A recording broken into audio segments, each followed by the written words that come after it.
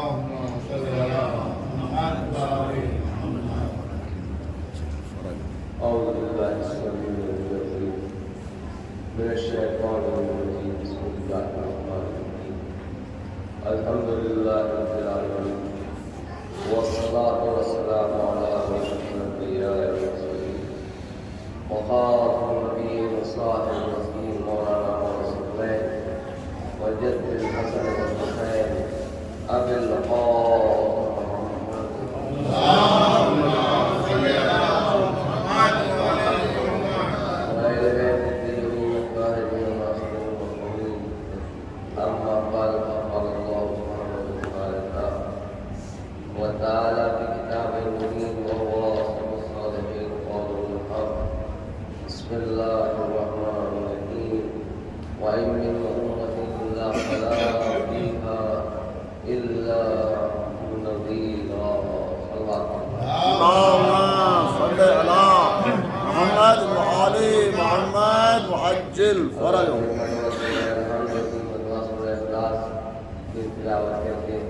تمام مولانا اکرام جس دنیا سے گزر چکے ہیں اور جن نے دین کی خدمت کی ہے اور سماج میں امداد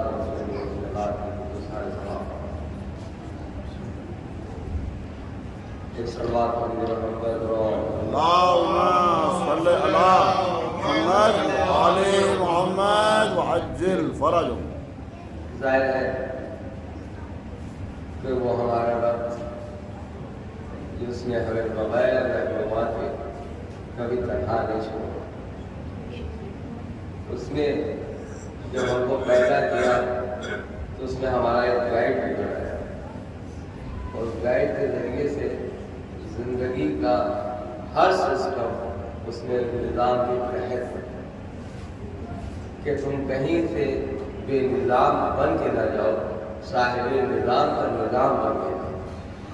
کیونکہ تم اگر ایسے ہی چلے جاؤ گے تو پھر تمہیں ہی کہنے کا حق ہو سکتا ہے کہ تو یہ کہہ دے کیا صاحب میں کیا کرتا، مجھے کوئی گائیڈ ہی نہیں ملا، میں ایسے ہی نکل گیا، میں کیا کرتا، مجھے کوئی بتانے والا نہیں تھا، میں کیا کرتا، میں رہبر میرا نہیں تھا، میرا کوئی استاد نہیں تھا.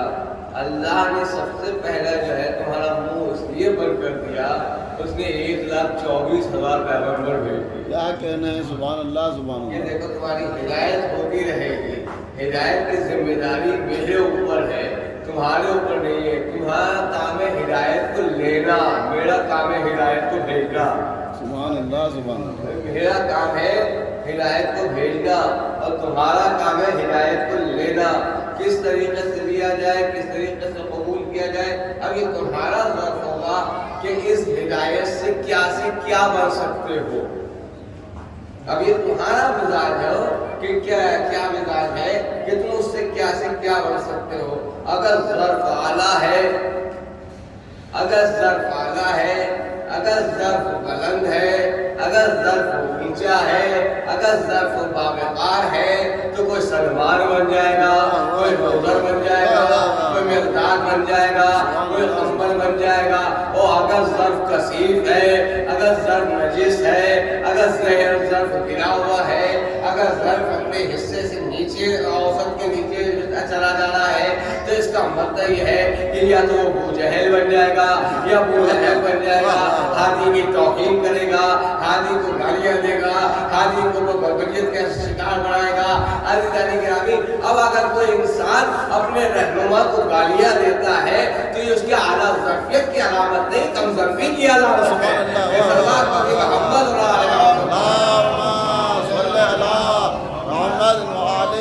جیسا ظرف تھا اس میں وہ اس کو رکھ رہا تھا. عزیزان گرامی مسئلہ تو یہی ہے کہ انسان کے پاس ظرف ہے، ظرف بہتر ہو تو مضبوط جائے گا تو اثر کرے گا. اگر مسئلہ یہ ہے کہ بعض زمینوں کو دیا تو صاحب کھیت تو ختم ہی ہو جا رہے، باغات تو ختم ہو جا رہے، جدھر چلے جائیے. اللہ اب لوگ صاحب بارش نہیں ہونی چاہیے، تم پیڑی کاٹ کے پھینکے دے تو ہوگی کہاں؟ کیونکہ اللہ نے جس چیز کو بنایا ہے ایک ماتحت ایک سسٹم کے تحت بنایا. تم اس کی رعایا میں، اس کی کائنات میں مداخلت کرو گے تو کہیں نہ کہیں تو اس کے عذاب کا شکار بنو ہی گے۔ عزیزان گرامی اس کے بعد کرو گے یہ کیا کائنات میں دھرتی کو اس کی چھیڑ چھاڑ کر رہے ہو، تو یہ زلزلے کیا ہے، یہ آفتیں کیا ہیں، یہ بلائیں کیا ہیں، یہ سب کیا ہے؟ عزیزان گرامی جنگلوں میں آگ لگائے جا رہے ہیں، ایسے ٹاور بنائے جا رہے ہیں کہ چرند پرند بنے جا رہے ہیں۔ عزیزان گرامی اللہ کی مخلوق وہ ہے بہترین جو جانوروں کا بھی خیال رکھے۔ اللہ کی بہترین مخلوق وہ ہے کہ جو جانوروں کا بھی خیال رکھے، پانی کا بھی خیال رکھے، کیونکہ ہمارے یہاں کے چھٹے امام جعفر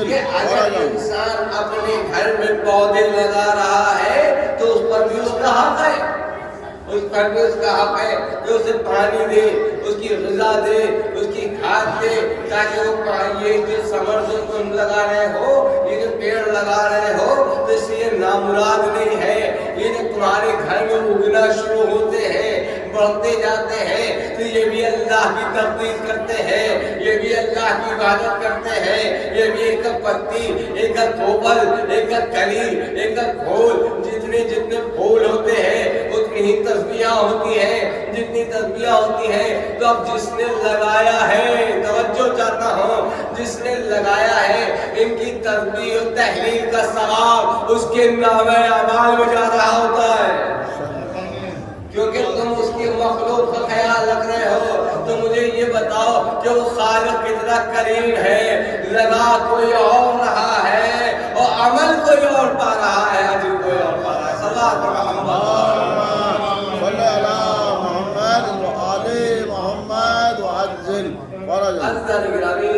تو وہ احسن الخالقین، وہ ہمارے لیے بہترین نمائندوں کو اس نے پیدا کیا، اور سب سے پہلی چیز کا آپشن رکھیں کہ جو ہے دیکھو اگر گفتگو کرنا تو بہت نرم لہجے سے کرنا، آواز میں دھاک نہ ہو، روب ہو، کیونکہ اب پیغمبر کتنے گزر چکے ہیں جن کو پر امت چھوڑ گئے، اب بھائی اسی لیے جناب موسیٰ کے لیے ہاتھ میں عصا دے کر بھیجا۔ ایک زمانے میں یہ ہوا کہ عصا کیوں دے کے بھیجا، کہا اس لیے کہ امت سدھر ہی نہیں تھی، تو کہا کہ اب اس کے ذریعے سے سمجھیں گے۔ جناب نوح کو بھیجا، وہ زیادہ ہی کچھ سیدھے تھے تو پتھروں کی بارش کر دی۔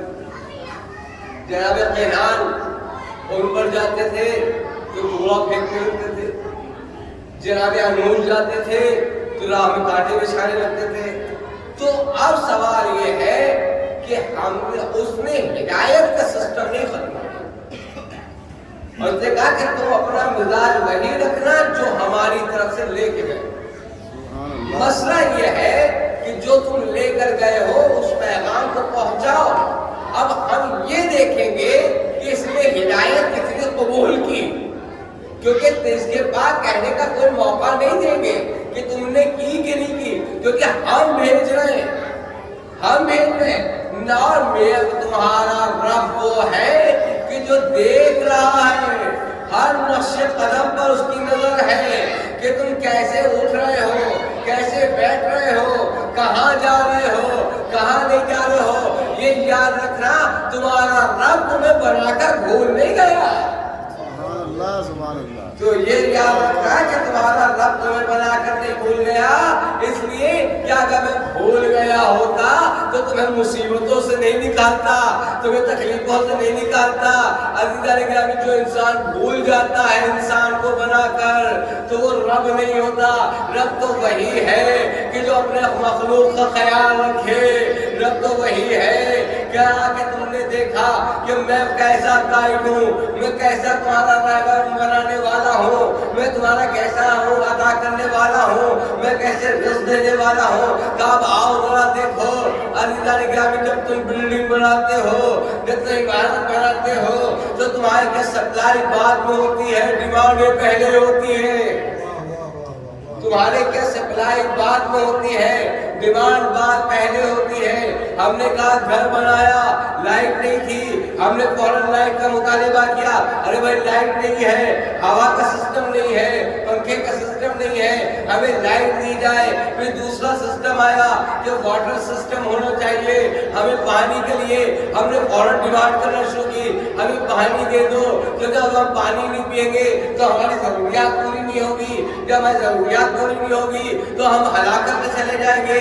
عزیزان گرامی کیا ہوا، ہم جب کسی انسان کیا پیدا اور بلڈنگ بنائی ہے تو اس میں سپلائی بعد میں ہے اور ڈیمانڈ پہلے ہے، لیکن کیا کہنا اپنے مالک کا، کیا کہنا اپنے رب کا، کیا کہنا اپنے خالق کا، کیا کہنا اس رحمان کا، کیا کہنا اس رحیم کا، کیا کہنا اس مربی کا، کیا کہنا اس رب کریم کا۔ کہا کہ دیکھو جب ہم نے بچے کی خلقت کی، بچے کو بھیجا تو اس کی ڈیمانڈیں پہلے نہیں رکھی کہ اس کو یہ چاہیے ہے، اس کو وہ چاہیے ہے، اس کو غذا کی ضرورت ہے، اس کو ہوا کی ضرورت ہے، نہیں، جیسے ہی پیدا ہونے والا تھا اس سے پہلے اس کے ماں کے سینے میں اس کی غذا کو معین کیا۔ عزیزان گرامی ہوا کو پہلے معین کیا، یہ مطالبہ نہ کرے کہ مجھے ہوا کی ضرورت، یہ مطالبہ نہ کرے مجھے غذا کی ضرورت۔ عزیزان گرامی سن لیجیے، کائنات کا سسٹم وہ ہے کہ یہاں ڈیمانڈ پہلے ہے، سپلائی بعد میں، اور خدا کا کرم یہ ہے کہ وہاں سپلائی پہلے ہے، ڈیمانڈ بعد میں۔ صلوات محمد صلی اللہ محمد وعلی محمد۔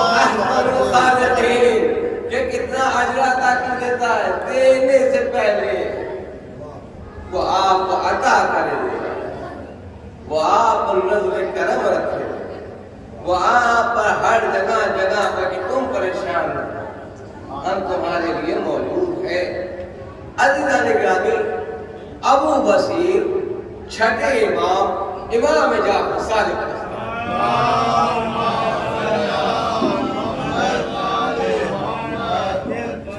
سلوات پڑھنے کے بعد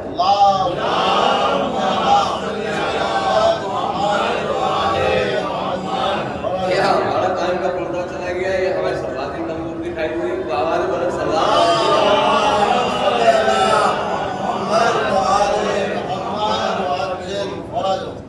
عزیزان گرامی، کیونکہ سلوار کوئی معمولی شے کا نام نہیں، اس سلوار کی شخصیت کو کیا ہے، انسان اپنے بڑے بڑے مرحلے طے کر سکتا ہے جس کو ہم ہلکے میں لے لیتے ہیں۔ مسئلہ یہ ہے کہ ہم کوئی چیز فری کی اگر مل رہی ہو تو اس کی اہمیت ختم ہو جاتی ہے، اس کو اٹھا کے تو مجھے بہت مجھے کیا ہمیں کیا لینا چاہیے، ہمارا باپ کا لینا چاہیے۔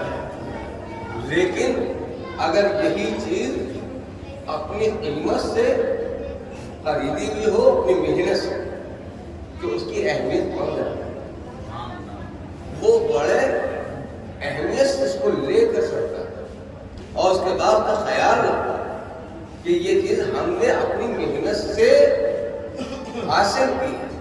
تو جب ہم اس چیز کی بات کا خیال رکھتے ہیں کہ ہم نے یہ اپنی محنت سے، اپنی کوششوں سے ہم نے اس کو حاصل کی ہے، تو اس کو ایزا نہیں پہنچنا چاہیے، اس کو ٹوٹنا نہیں چاہیے، کیونکہ بڑی محنت سے ہم اس کو لوگوں سے حفاظت بھی کرتے ہیں، لوگوں سے اس کو بچاتے بھی ہیں، اس کی حفاظت بھی کرتے ہیں۔ عزیزان گرامی سن لیجیے گا، یہ سلوات اللہ نے آپ کو فری میں نہیں دی ہے، اس سلوات آپ کو فری میں نہیں دی، جو اعضاء و جواہر ہے جو اس میں کرم کرنے کی بارش دی ہے، تم اس کو ہلکے میں سمجھ رہے ہو۔ علماء بتاتے ہیں کہ جب میرا کوئی کام نہیں ہو رہا ہوتا تو اسی سلوات کے ذریعے سے میں کام بنواتا ہوں،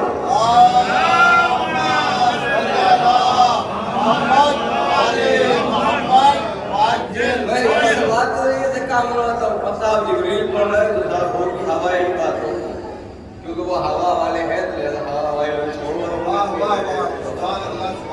لیکن ایک بات آپ کے سارے پرابلم یہ بتا رہا ہوں، حقیقت یہ اللہ اس سلوات کو آپ کر کے دیکھیں، کوئی بھی کام آپ کا نہیں ہو رہا ہو، خالی دو ضرورت کہ یہاں خالی سلوات، لیکن سلوات یہ نہ ہو کہ آج جبریل نے بتایا اس نے پڑھنا ہے، وہ ہو کے رہے گا۔ ہو سکتا ہو کہ یہ عمل فوراً اللہ کی نگاہ میں قبول ہو، تو وہ فوراً نہیں ہو جاتا۔ ماں اگر جو ہے کسی کام میں مصروف ہوتی ہے، بچہ روتا رہتا ہے تو اس کو فوراً شیر نہیں مل جاتا، فوراً غذا نہیں مل جاتا۔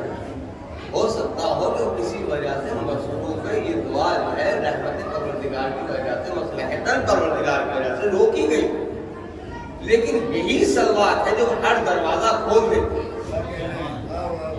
یہی سلوات ہے۔ اب میں ابو بصیر کا واقعہ لے کے چلوں، میں سلوات باقی سلوات کو لے کے چل نہیں رہا ہوں، لیکن فی الحال جو میں سلوات کی اس لیے کہہ دے رہا ہوں کیونکہ اکثر لوگ کہتے تھا اب ہر مولوی پیچھے بڑھایا تھا سلوات پڑھائیے سلوات پڑھائیے، رازداری میرے بھی سلوات کے اندر ہے کیا؟ کوئی معمولی چیزیں نہیں چھپی ہوئی ہے، اس سلوات میں بھیجنے والا کہہ رہا ہے تم خود پڑھو، کیونکہ میں پڑھتا ہوں۔ عزیزان گرامی، جو شے میسم بھائی اپنے لیے پسند کر رہے تھے وہی میرے لیے کرو۔ عزیزان گرامی، تو میں ان سے بہت خوش تھا کہ یہ میرے اتر رہے، لیکن اب میسم بھائی نے یہ عمل میں خود کرتا ہوں، لہٰذا یہی عمل آپ کریں، میں یہ توقع چاہ رہا ہوں۔ تو اللہ بھی یہی کہہ رہا ہے کہ دیکھو جو میں عمل کر رہا ہوں وہی عمل تم کرو، کیونکہ جتنا تم کرتے جاؤ گے میرے قریب ہوتے چلے جاؤ گے۔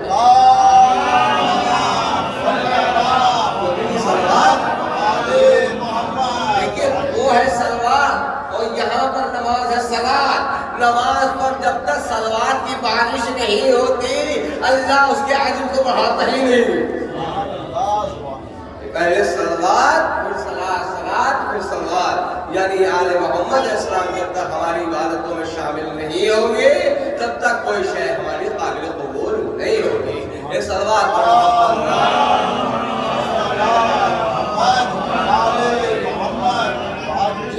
ظاہر ہے، کیونکہ میرا تو طے ہوا ہے کہ صلوات بہت بڑی عظیم شے ہے۔ اگر انسان کے کام میں رکاوٹیں ہو رہی ہوں تو وہ صرف صلوات ہی کرنا ہے، تو یہ آپ کو یقیناً یہ بے شک آپ کے ہر دعاؤں کو قبول فرمانے کے بارگاہ مقبولیت میں پہنچ جاتا ہے خدا بند عالم کا۔ تو عزیزان گرامی، ایک مل جل کر آواز بلند صلوات پڑھیں۔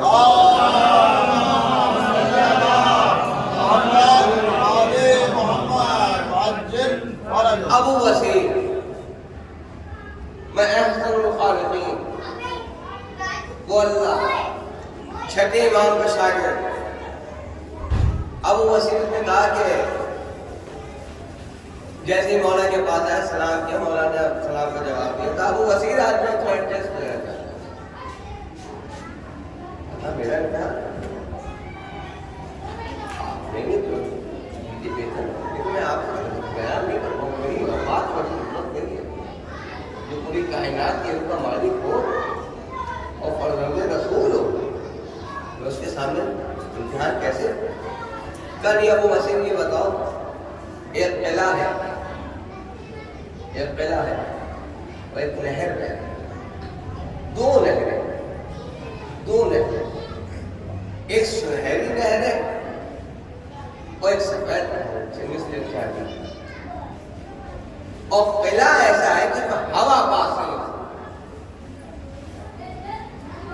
احسن الخالق، اس چیز کے لیے میں تمہارا بہتر خالق، سب سے اچھا خالق۔ تو کیا یہ ایسے ہو سکتا ہے کہ اس کے اندر کوئی مخلوق پیدا ہو جائے؟ ابو بصیر نے کہا یہ ہو نہیں سکتا، جب قلعے کے اندر ہوا پاس نہیں ہو رہی ہے تو مخلوق کہاں سے آ جائے گا؟ مخلوق کہاں سے آ جائے گا؟ کہا ابو بصیر مسئلہ یہ نہیں ہے کہ تم نے یوں کہہ دیا کیسے آ جائے گا، تفکر تو کرو، فکر تو کرو، اس نے تمہارے ذہن کو پرواز کرنے کی اجازت دی ہے، علم کے راستوں میں سفر کرنے کی اجازت دی ہے، اس کو گھر میں رکھنے کی ضرورت نہیں، پہلے ذہن کو دوڑاؤ تو صحیح، فکر کے میدان میں لاؤ تو صحیح، تاکہ تمہارے ذہن کچھ ہموار ہو سکے۔ ایک جگہ پہ رہے گا تو جام ہو جائے گا۔ اس کو اپنے فکروں میں اسی لیے قرآن نے کہا جگہ جگہ پر تفکر کرو کہ یہ آیات خالی ہم نے نہیں رکھی ہے، اس کے اندر کوئی مقصد پوشیدہ رکھے ہیں، اس کو سمجھنے کی کوشش تو کرو۔ اب اللہ نے بہت دھیان لگایا، بہت کوشش کی، بھائی بصیر تھے نا، نام تو بصیر تھا، لیکن وہ ایسی نگاہ نہیں رکھتے تھے جو آل محمد نگاہ رکھتے تھے۔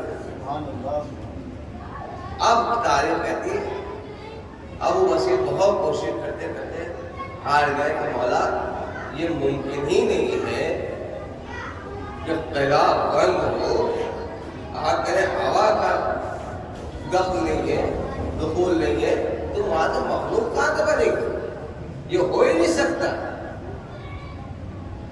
یہ ہو ہی نہیں سکتا۔ اب مولا نے وہاں پہ عربی کا لفظ ہے بیضا، بیضا، مولا نے کہا انڈا کیا شے ہے؟ انڈا کیا شے؟ دو نہریں ہیں، ایک سنہری اور ایک مثل پانی، لیکن دونوں نہریں آپس میں ملتی نہیں ہیں۔ سنہری نہر سنہری رہتی ہے، پانی والی سفید والی نہر سفید رہتی ہے، مگر اللہ کی مخلوق، اللہ کی خلقت تو دیکھو، تو سنہری پانی میں رہے گی مثل پانی میں، مگر اس پر اس کا کوئی اثر نہیں ہوگا۔ یہ تم سمجھو گے کہ یہ اس سے جدا نہیں ہے، یہ اس سے تنہا نہیں ہے، یہ اس سے الگ نہیں ہے ساتھ، مگر رنگت کا اثر نہیں پڑتا ہے۔ اب لوگ کہتے ہیں کہ ہم پہ غلط ماحول کا اثر پڑ گیا، ارے پہلے یہاں انڈے سے دیکھ لو کہ جب ایک دوسرے کے ساتھ رہ کے اس پر رنگ کا اثر نہیں ہو رہا تو انسان پہ کیسے ہو رہا ہے بری حرکتوں کا؟ کیسے ہو رہا ہے؟ اب اس کے بعد کہا ہم نے دیکھو اس میں کیا ہوا، اللہ نے اس مخلوق کو پیدا کیا، اس قلعے کے اندر 21 دن کے بعد اس میں سے بچے کو نکالا۔ اب تو بڑے سسٹم جلدی جلدی ہو رہے تھے کہ صاحب اب پتہ نہیں کون سا مرغا آ رہا ہے اور کون مرغا بننے جا رہا ہے، یہ سمجھ بھی نہیں آتا کیا کھلا رہے کیا پلا رہے۔ لیکن عزیزان گرامی مسئلہ یہ ہے کہ اگر جو شے اللہ نے سسٹم بنائے ہیں وہ تمہارے اعضاء و جواہر کے لیے فائدہ مند بنائے ہیں، جتنی عمر میں عزیزان گرامی پہلے آم اگا دینا، جلد بازی میں آم اگا دینا، چائنا کام آ جانا، نیپال کام آ جانا اور وقت سے پہلے آ جانا، یہ ہمارے لیے فائدے مند نہیں ہے۔ جب اللہ وقت کثرت سے عطا کرنے لگے، اس کی فضل میں عطا کرنے لگے تو سمجھنا اثر بھی اسی وقت آ رہا ہے۔ جو شے جس کی جہاں پر ہے اس کو وہ بہترین خالق ہے، اس میں اثر اس کو پیدا کرے گا۔ عزیزان گرامی ہم جو کر رہے ہیں وہ مال اجلت کے لیے کر رہے ہیں اور اجلت پیدا کر رہے ہیں کیونکہ اس کے سسٹم میں رکاوٹ پیدا کر رہے ہیں۔ اب اگر بیماریوں کو شکار ہو رہے ہو تو اپنی وجہ سے ہو رہا، خالق کائنات کی وجہ سے نہیں ہو رہا۔ محمد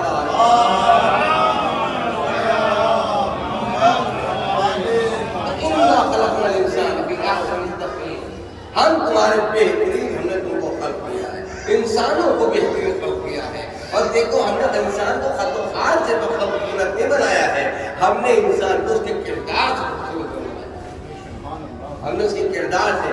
اب آئیے، ہم نے کہا تھا نا کہ کردار جب دمک کے سامنے آتا ہے تب پتہ چلتا ہے کہ صاحب کردار ایسا ہے تو اس کا صاحب خانہ کیسا ہوگا، صاحب خانہ کیسا ہوگا۔ ہر مذہب، ہر لاجک، ہر کالج، ہر اسکول ہم کو پہلے جو ہے تھیوری سمجھاتا ہے، ہر کالج، ہر مذہب، ہر شے ہم کو پہلے نظریات سمجھاتا ہے، ہم کو پہلے کہ اس کا انداز یہ ہے، یہ نظریہ، یہ سسٹم ہے، یہ ساری چیزیں ہیں، یہ ہم کو تھیوری سمجھاتا ہے، لیکن پریکٹیکل بات میں سمجھاتا ہے کہ بچہ سمجھ لے، پھر اس کو بات کو فالو کرے۔ پہلے تو ایپل کو دکھا دیا جاتا ہے تاکہ پھر اس کو بتایا جاتا ہے کہ ایپل لے کر آؤ کہ یہ کیا ہے، تو کیوں کیسے جب تک سمجھائیں گے نہیں تب تک یہ آگے بڑھے گا نہیں۔ لیکن اگر کوئی کہے صاحب پہلے اس کے ہاتھ میں قلم دے دے کر ایپل کی شکل بنا دو، ایپل دکھایا نہ ہو تو کیا بنائے گا؟ تو معلوم یہ ہوا کہ تھیوری پہلے اور عمل بعد میں.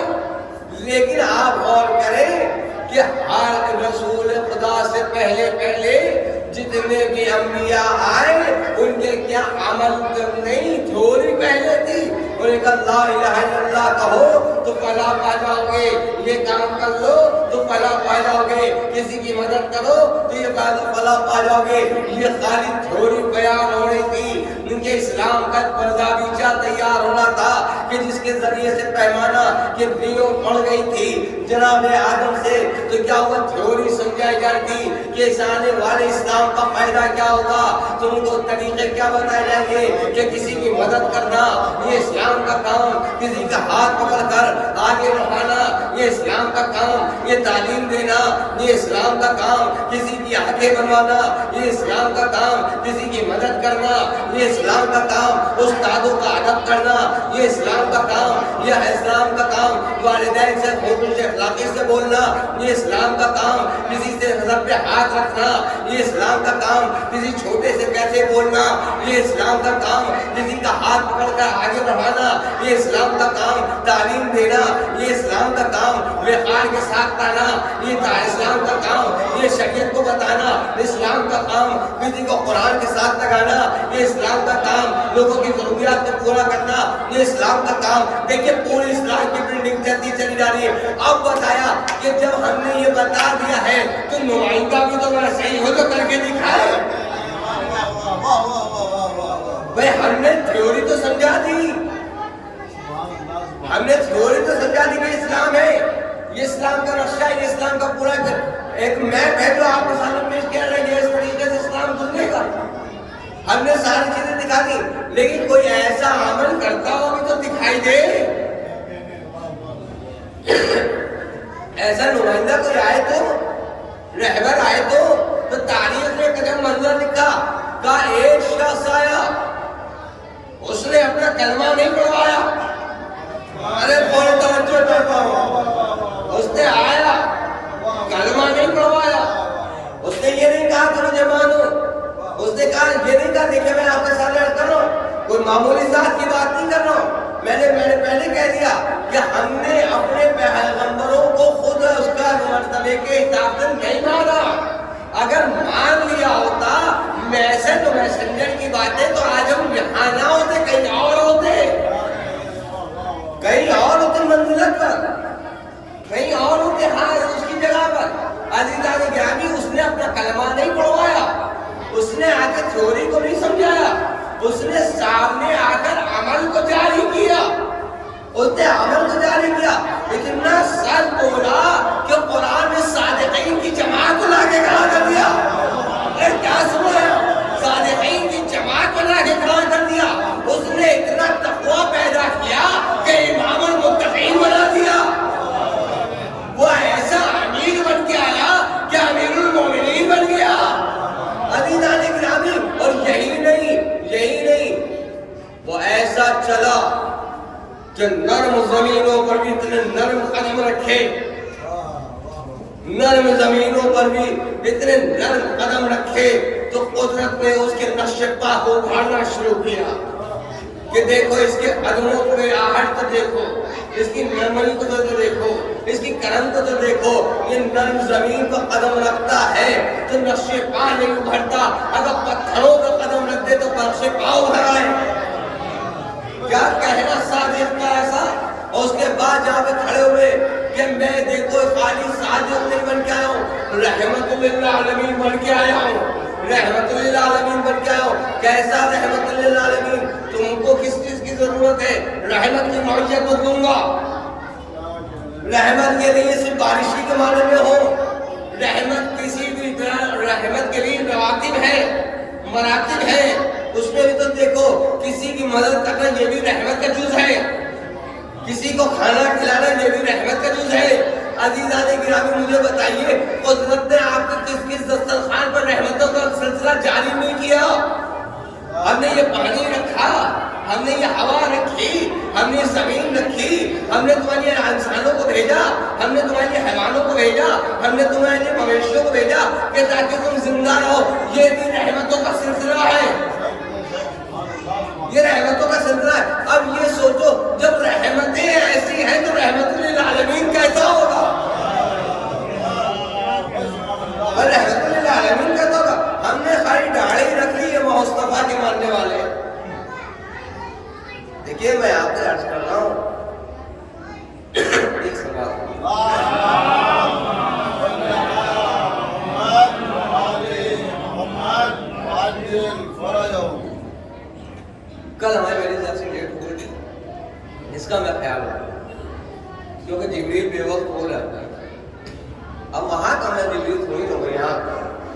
میرے ہاتھوں میں کوئی رہتا ہے، اس میں بھی میں انشاءاللہ خیال رکھوں گا. ایک بابا نے بڑا سوال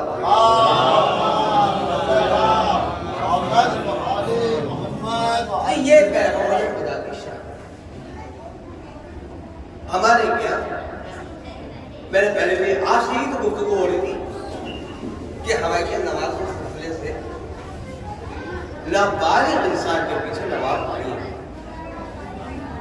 تو چاہے آپ پہلے پوچھیں علماء سے بیٹھ کر بات کریں، کوئی ایسی کوئی بات نہیں.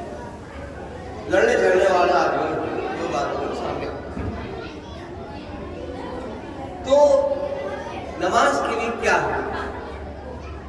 جب تک انسان پر تکلیف عائد بے شرعی واجب نہ ہو اس وقت تک آپ اس کے پیچھے نماز. سوال یہ ہے کہ حافظ قرآن مان لیں گے، اللہ نے اس کو عدالت شرعی دی ہے، اس پر وہ پابند ہے کہ نہیں ہے؟ پہلی چیز وہ عادل ہو، بالغ ہو، تاکہ وہ سمجھ سکے کہ حد ملوکیت کیا ہے. اس کے بعد شرط یہ ہے کہ تم میں سے عام نہیں ہو. یا آپ کے امام کی بات کر رہا ہوں، اپنے امام کی بات کر رہا ہوں. ہمارے کیا ہر ایک کو جلدی نماز پڑھانے کی اجازت نہیں ملتی جب تک مکتب فکر میں مکتب اسلام میں داخل نہ ہو اور اس نے کچھ کتابوں کو پڑھا اور جب تک اس میں وہ صلاحیت پیدا نہ ہو کہ نماز پڑھانے کی. اور جب ہم لوگ گزرتے تھے تو ایک درس نہیں ہوتا تھا کہ پہلے کا درس کچھ اور ہے، دوسرے کا درس کچھ اور ہے، پنجوں کا درس اور ہے، شیشوں کا درس اور ہے، اور وہاں سے جا کے مراتب ہم جب مولوی تک پہنچتے تھے تب اجازت نہیں تھی کہ نماز پڑھا. ہر ایک عام آدمی کو لا کے نہیں کھڑا کر سکتے. کیوں؟ کیونکہ اس لیے اس میں وہ صلاحیت نہیں ہے. اور کتنے ایسے ہیں کہ جنہیں غسل جنابت تک نہیں معلوم ہے. حقیقت یہی ہوئی، غسل جنابت نہیں معلوم. آپ پوچھئے، دیکھیں پوچھنے میں کوئی حرج نہیں ہے، کیونکہ اسلام جو ہے آج سے یہ کہہ رہا ہے کہ جو نہ معلوم ہو اسے صاف کہہ دو کہ نہیں معلوم ہے. اس سے پہلے کہ تم یہ کہو ہمیں حجت معلوم ہے اور لہذا تم غلط کام انجام دے دو، اس سے بہتر یہ کہ تم پہلے پوچھ لو پھر عمل نہیں کرو. کیونکہ اس میں آگے زیادہ ہے، اس میں نقصان ہے. کیونکہ ہمارے کیا جو ہے سب سے پہلی چیز یہ ہے کہ پوچھو شرعی آیت مسئلے کیا ہے. نماز ہم اسی کو پڑھ سکتے ہیں، اس کے پیچھے پڑھ سکتے ہیں جو بالغ ہو، حلال زادہ ہو، متقی ہو، تم سے بہتر ہو، اس وقت میں نکل جائے. ہم لوگ مراجعے کبھی مراجعہ کوئی ہم نے ہر ایک چلتے پھرتے امامہ پکڑا اور لے کے بیٹھ گئے مراجعہ. پوچھے جا کے آپ ایران میں دیکھیں نہیں، سارے 20 علماء بیٹھتے ہیں، 20 علماء بیٹھتے ہیں، اس میں جا کر وہ منتخب کرتا ہے ایک کو اور وہ اپنے سوالات رکھتے ہیں اور اس میں اشکال پیش کرتے ہیں. وہ اس اشکال کو اپنے علم کے ذریعے سے کاٹتا ہے، وہ علم کے ذریعے سے کاٹتا ہے اور اسے کاٹتا ہی نہیں ہے، اسے مطمئن کرتا ہے، اسے مطمئن کرتا ہے. یہ ہے عالم کی ہمارے یہاں کنڈیشن کہ جب ایسے عالم آئیں گے تو تمہارے ذہن کو بیدار کریں گے. تو ذرا غور کرو ہمارے کیا عالموں کی صفت ایسی ہے تو اماموں کی صفت کیسی ہوگی، ہمارے رسولوں کی صفتیں کیسی ہوں گی. جب اس نے ہم کو یہاں کا 5 وقت کا امام بنا کر ایسا بھیجا ہے تو کہا کہ ان کے ساتھ مطابق عمل کرنا، اس کے آگے آگے نہ بڑھنا. نماز میں اگر کوئی اس کے آگے آگے چلے تو تمہاری نماز باطل ہو جائے گی. ارے بڑی توجہ رکھیے گا، اگر تمہاری نماز باطل ہو جائے گی کہ تم اس کے آگے آگے چلو، ایک بار غلطی ہو جائے تو معاف ہے، 2 बार हो जाए माफ है, तीसरी बारी जान करके अमल हो रहा है कि नहीं वो सजदे में पहले तो हम रुकू में, हम रुकू में तो हम कयाम में, तो अगर हमने ऐसा किया तो हमारी नमाज चली जाएगी। बेहतर यह है कि तुम नमाज ना पढ़ो, उसके पीछे से हट जाओ, अपनी पुराना पढ़ लो, अपनी पुराना की नियत कर लो। अज़ीज़ान गिरामी आज समझ आया, अगर हम 2-5 वक्त इमाम के पीछे नमाज पढ़े तो उसके मुताबिक अमल हमको अमल करना पड़ेगा, उसके पीछे वैसे ही चलना पड़ेगा। ये है शरीयत। अज़ीज़ान गिरामी मुझको बताओ, अब जो रसूल से आगे चलने की कोशिश करे, जो हमारे रसूल से चलने की आगे कोशिश करे, इसीलिए कुरान ने कहा ला तक़द्दमुल बैना यदै, देखो हरगिज़ इनसे आगे न बढ़ना। तो मालूम ये हुआ कि जब 5 वक्त का इमाम तुम्हारी नमाजों को लेकर साथ चल रहा है, उससे आगे बढ़ने की कोशिश नहीं की जा रही है। जो इमाम में आए तो उससे आगे बढ़ने की कोशिश क्या दे देगा। सल्लल्लाहु अलैहि मोहम्मद ये है इरशाद शरीयत क्या है कि हमारे इमाम को पहचानो, तो इन्हीं ने दौर से तुम्हारी लिए जिंदगी को आगे बढ़ाया, तालीम के साथ, इल्म के साथ। जब इल्म आएगा तो अपने को जो है खुद बता दोगे कि हम किसके माने। वो रसूल शहर मदीना चले, वो रसूल अपनी फजीलत के साथ साथ कह रहा है कि सलमान इस सोने और चांदी के जो ज़र्फ़ और कायनात बना के दे देते थे, तो ये अली के हाथ का खेल थोड़ा था सिर्फ। आप देखिए तारीख, ये खाली उन्हीं का कमाल थोड़ी ना था, रसूलुल्लाह का कमाल थोड़ी ना था, ये खाली हाथ धोए और जवाहिर, ये उनका कमाल नहीं थी, तो बाएं हाथ का उनका कमाल था। ये तो दिखाना चाहते हैं कि मेरे हाथ में धोवन है। अगर सलमान किसी पत्थर को उठा कर दे देते थे, वो ये कह देते थे कि सोने का, तो कि सोने का था। अगर अबू ज़र किसी सोने के पत्थर पे हाथ रखते थे, ये जो है चांदी का है, तो फिर वो चांदी का है। का क्यों? ये कैसे हुआ? का याद इलाही में इनके सर इतने पाक हो चुके थे कि सिवाय ज़हनियत में अल्लाह के अलावा कोई था ही नहीं। ज़हनियत में इनके अल्लाह के अलावा कोई था ही नहीं। मोहम्मद की पैरवी थी, अली की पैरवी थी, अली के देख के अपने को बदलते चले गए, अल्लाह ने इनको इख्तियारात देते चला दिया। अरे भाई ये क्यों कहते हो कि हम उनके जैसे नहीं बन सकते? कौन कह रहा है कि उनके जैसे बन जाओ भाई? हम कब कह रहे हैं कि सलमान बन जाओ, हम कब कह रहे हैं बुजुर्ग बन जाओ? अब कम से कम तो इंसान तो बन जाओ। सल्लल्लाहु अलैहि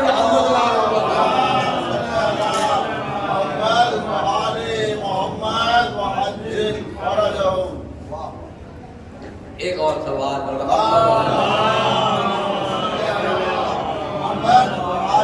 ये है, उसने हमको बेहतरीन रास्ते पर तुम बनो। तो हमने तुम्हें अपने जमीन को बवाल करने के लिए नहीं भेजा है, लड़ने के लिए नहीं भेजा है, दंगा नहीं कराने के लिए भेजा है। आओ लड़े जाओ जिंदगी यही है नहीं, बल्कि अपने दिल में, अपने दिमाग में इतनी शफ़ाफ़ियत रख दो कि उसे सिवाय तस्वीर हक़ से परवरदिगार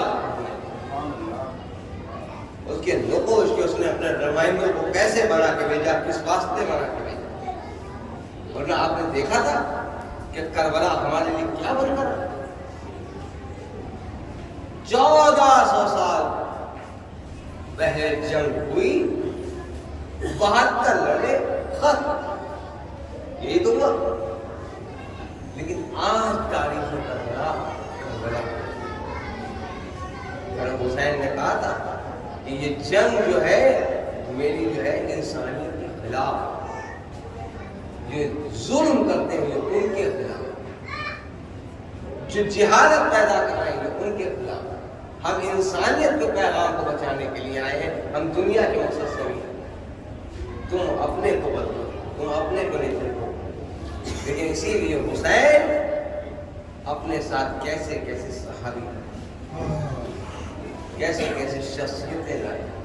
आप गौर करें, हुसैन हर जगह की नुमाइंदगी कर। ये अब मैं कह रहा था, लेकिन बात आ गई अमीर शाम हज़रत उन्होंने कहा कि مشورہ لیا تھا.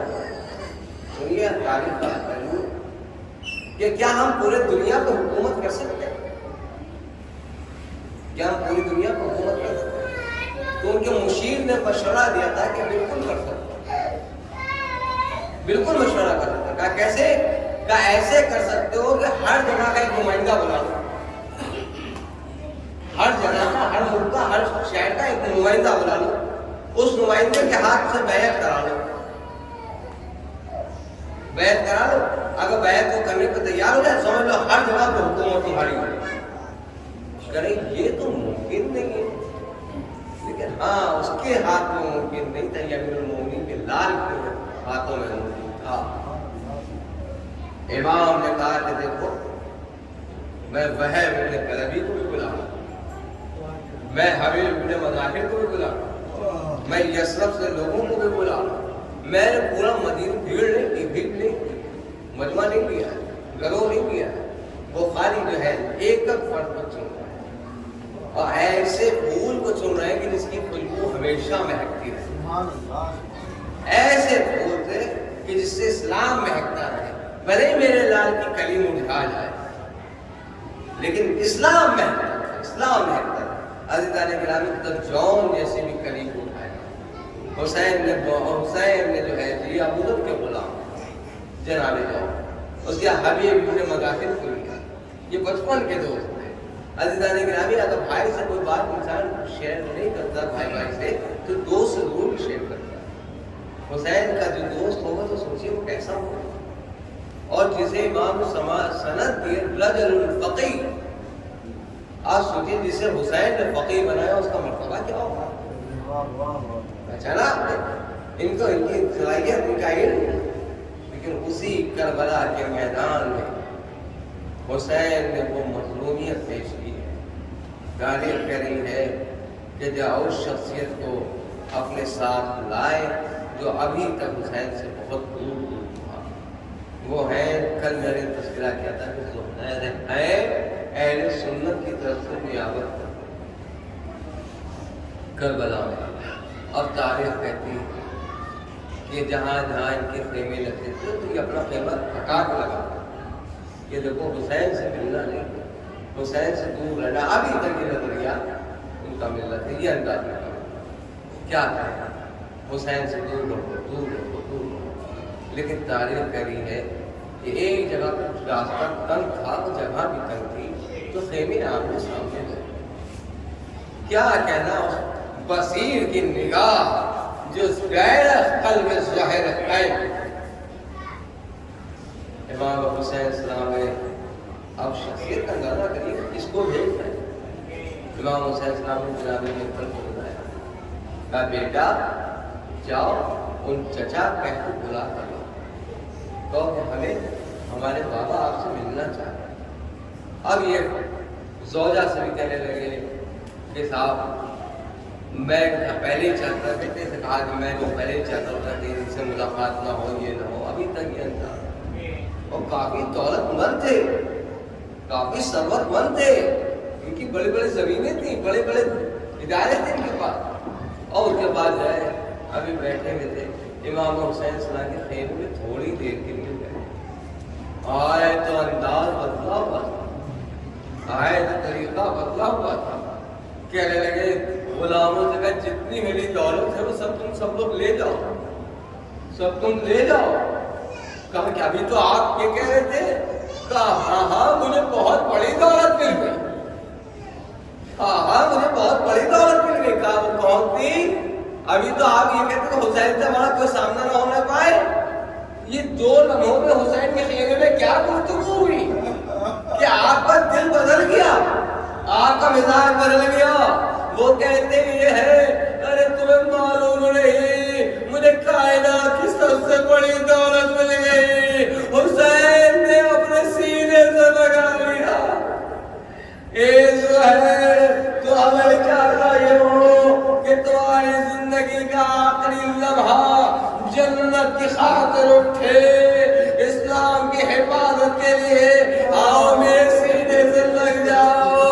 عزیزان گرامی اب وہ کہہ رہے ہیں کہ یہی زہیر کہتے، یہی زہیر تھے شب عاشور پہلے چراغ بجھایا تو زہر قین نے کہا آقا ہم آپ کو جا چھوڑیں گے نہیں، اے آقا آپ کا قدم نہیں چھوڑیں گے، بھلے ہی ہمیں اپنی گردنیں دینا پڑے، یہ تلوار 1000 دینار کی تلوار ہے، اے آقا جب تک میرے تلوار اٹھانے کا دم رہے گا میں تلوار سے لڑوں گا، اگر ہاتھ میں طاقت نہ رہی تو میں نیزہ اٹھا کے لڑوں گا، لیکن اگر اس کو بھی نہ اٹھانے کی طاقت رہی تو میں آ کے دشمنوں کو پتھر پھینکوں گا، جب بالکل نہ رہے گی تب میں کہوں گا اے تلواروں آؤ، زہیر کا سر موجود ہے، ہمارے آقا میں صدقہ کر دو۔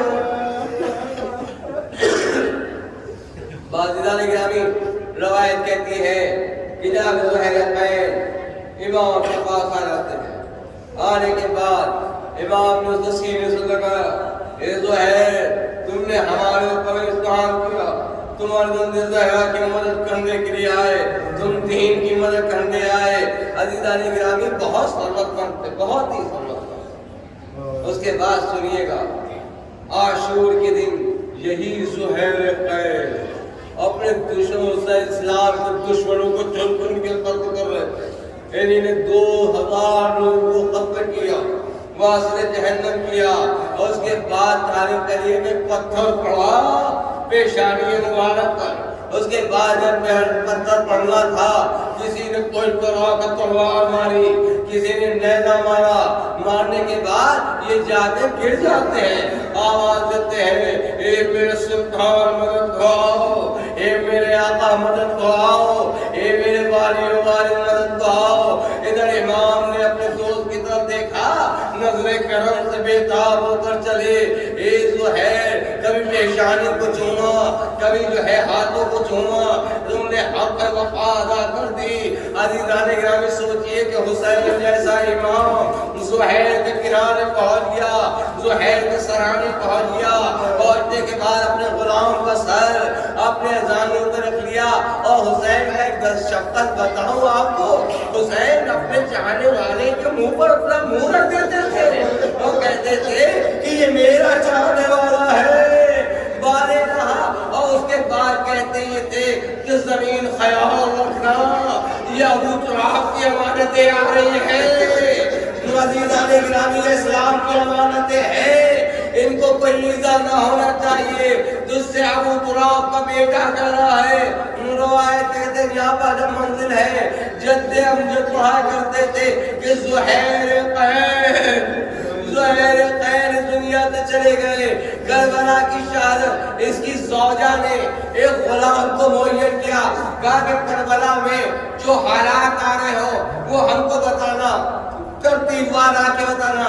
یہ جاتا ہے، کہتا ہے بی بی ایک دن میں حملہ ہوا تھا، رک گیا، حسین نے مہلت مانگ لی، حسین نے مہلت مانگ لی، اور مہلت مانگنے کے بعد اور جو ہے ہم کو مہلت مل گئی ہے، لہذا حملہ رک گیا۔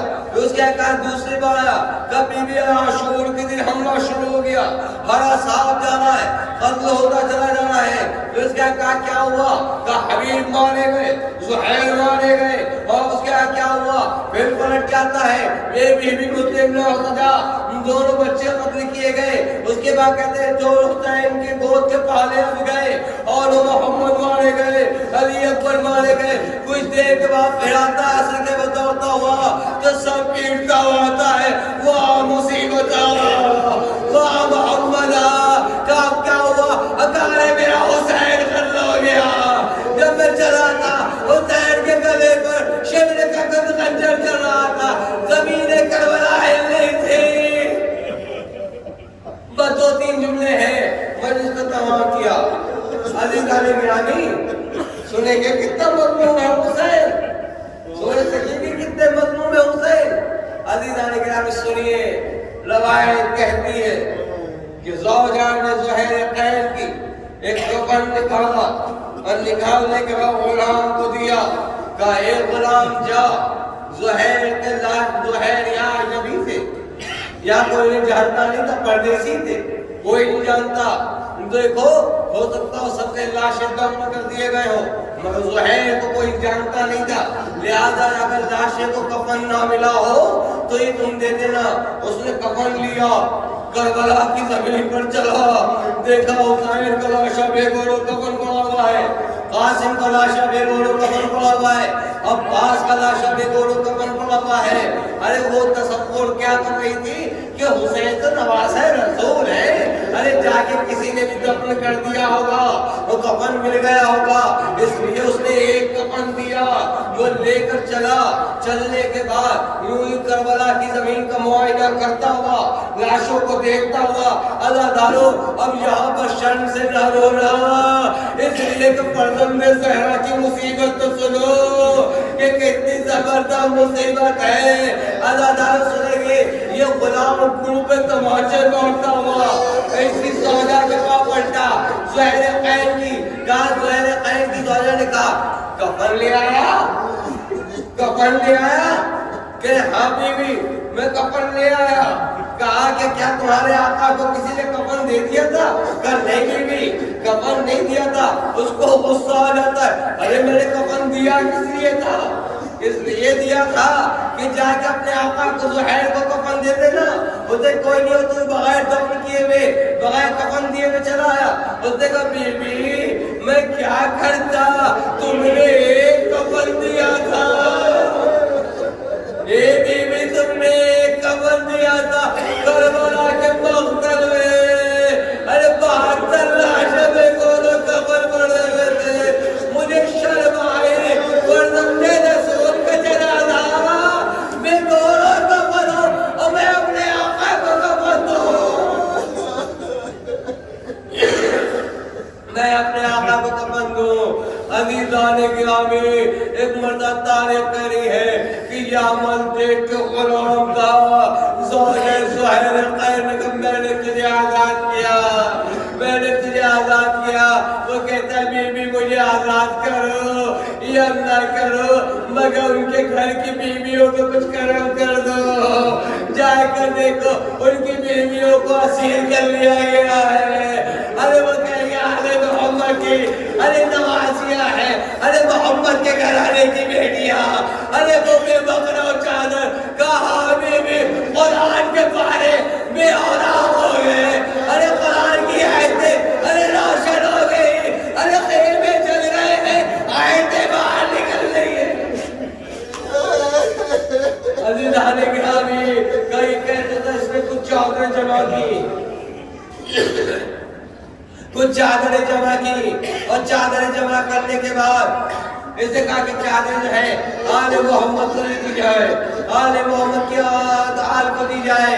اس نے بیویوں کے سب پہ چادر نہیں ہے، کہا بیوی میں چادر لے کے گیا تھا، ظالموں نے وہ چادر پھر اتار لے، ازادار کیا کرا جائے۔ روایت کہہ رہی تھی آیتیں تکھیر بڑھ بڑھ کے طواف کر رہی تھی، ایک بیوی گھبراؤ نہیں، تمہارے پردے کی ضمانت قرآن لے رہا ہے۔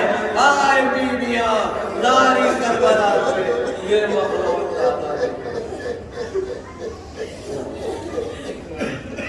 اللہ والمسلمین والمسلمات والأحياء والأموات تعال بيننا وبينهم بالخيرات إنك مجيب الدعوات إنك على كل شيء قدير۔ بار الہ سے قبول فرما، بار الہ سے شانات کو پریشانی دور فرما، جو مقبول ان کا قرض ادا فرما دے، جو محتاج ان کی محتاجی دور فرما، بار الہ امام زمان علیہ السلام کو ان کے ساتھ